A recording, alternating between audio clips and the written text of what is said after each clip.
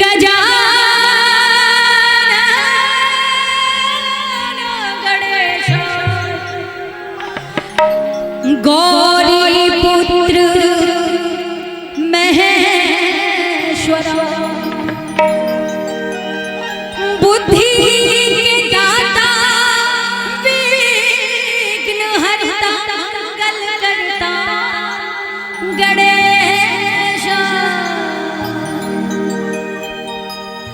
बोले गणेश भगवान की। मैं चाहूंगी गणेश भगवान आप लोगों को इतनी बुद्धि दे कि हमारा जो यूपी बिहार है ना पूरे विश्व पे कब्जा करे अपनी बुद्धि से। और माँ लक्ष्मी आप लोग को इतना धन दे कि पूरे दुनिया के कलाकार बिरौली में गा के जाए, है ना? एक बिरौली के लिए जोरदार ताली हो जाए भाई सभी की तरफ से। आ जाओ। अरे गौरी के लाल गणेश जिया अंगना पधारो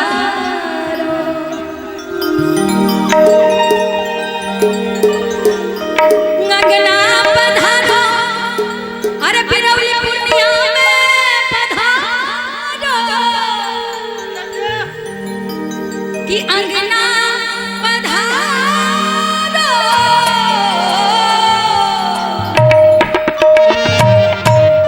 कि अंगना पधारो अरे इस बिरौली में पधारो अंगना पधारो।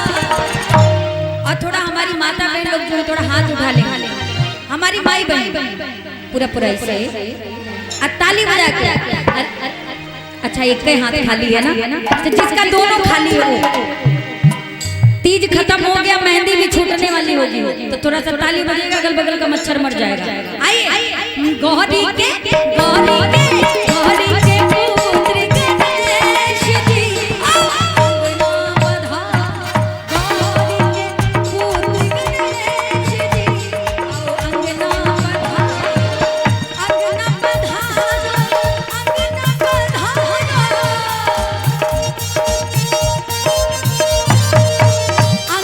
पधारो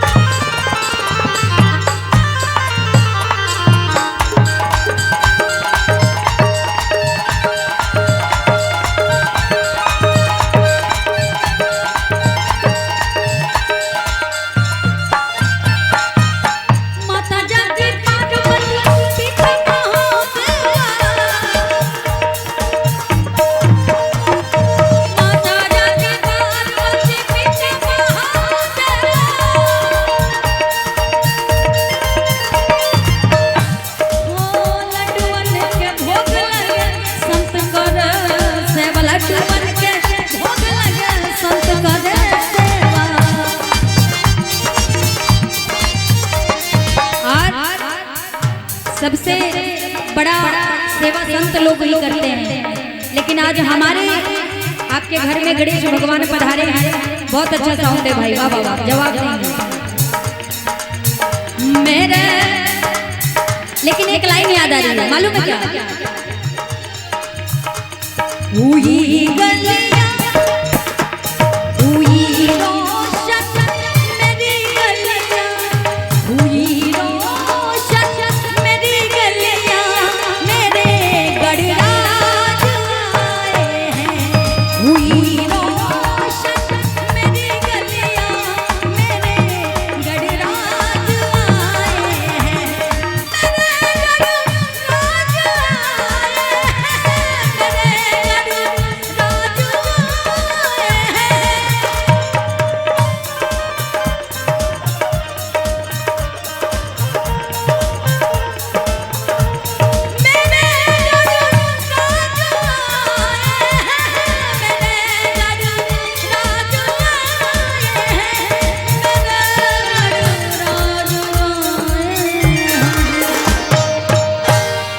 आज ये धरती कितनी सुंदर लग रही है।